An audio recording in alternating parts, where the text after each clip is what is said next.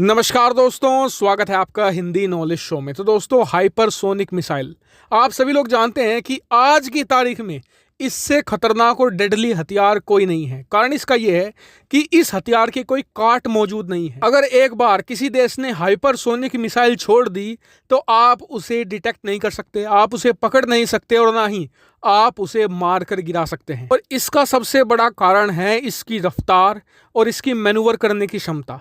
दरअसल ये मिसाइल बहुत ज्यादा रफ्तार से उड़ती है। कितनी रफ्तार से? कम से कम 5 मैक की रफ्तार से, यानी कि कम से कम 6174 किलोमीटर प्रति घंटे की रफ्तार से यहां से हाइपरसोनिक रफ्तार स्टार्ट होती है। इससे ऊपर ऊपर ही होती है हाइपरसोनिक मिसाइल्स। और इतनी रफ्तार पर भी ये मिसाइल मैन्यूवर कर सकती है, यानी कि अगर कोई सामने डिफेंस सिस्टम है तो उसके रडार से बचने के लिए ये अपना रास्ता बदल लेती है हाइपरसोनिक स्पीड को बनाए रखते हुए। और इसीलिए कहा जाता है इसे द इनविंसिबल, यानी कि जिसे ना पकड़ा जा सके। आपको बता दो कि आज की तारीख में रशिया दुनिया का एकमात्र देश है जिसके पास ना सिर्फ हाइपरसोनिक मिसाइल मौजूद है, बल्कि उसने हाइपरसोनिक मिसाइल तैनात करके रखी हुई है। वो रेडी टू फायर है। कल को अमेरिका के साथ युद्ध होता है तो रूस हाइपरसोनिक मिसाइल फायर कर देगा और अमेरिका उसे रोक भी नहीं पाएगा। और इससे आप समझ चुके होंगे कि कितना ये डेडली वेपन है। और आज जो खबर निकलकर सामने आई है वो रशिया के लिए कहीं ना कहीं बहुत ज़्यादा बड़ा झटका है, बहुत ही ज़्यादा दुखदाई है। दरअसल रशिया के एक बहुत ही सीनियर अफसर को गिरफ्तार किया गया है और ये व्यक्ति कोई ऐसा वैसा नहीं था। ये था general director and chief designer of scientific research enterprise of hypersonic system, यानी कि हाइपरसोनिक मिसाइल की जितनी टेक्नोलॉजी है रशिया की, उसका आप इसे हेड मान कर चलिए। यानी कि इसके पास सारा एक्सेस था हाइपरसोनिक टेक्नोलॉजी का जो रूस के पास मौजूद है। और गिरफ्तार इसे किया है एफएसबी ने, जो रूस की खुफिया एजेंसी है। और उसने आरोप ये लगाया है कि इस व्यक्ति ने हमारी जो खुफिया टेक्नोलॉजी है हाइपरसोनिक मिसाइल की, उसे एक दूसरे देश को ट्रांसफ़र कर दिया है।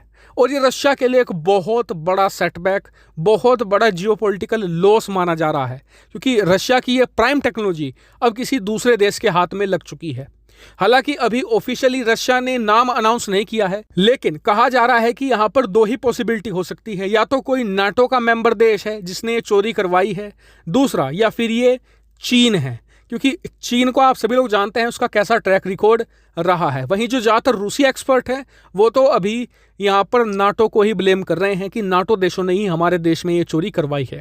खैर, ये चोरी चाहे चीन ने करवाई हो, चाहे अमेरिका ने, चाहे ब्रिटेन ने, चाहे नाटो के दूसरे देशों ने, रूस के लिए एक बहुत ही गहरा सदमे की तरह इसे माना जा रहा है। वैसे मैं आपको एक इशारा देता हूँ, देखते कितने लोग समझते हैं।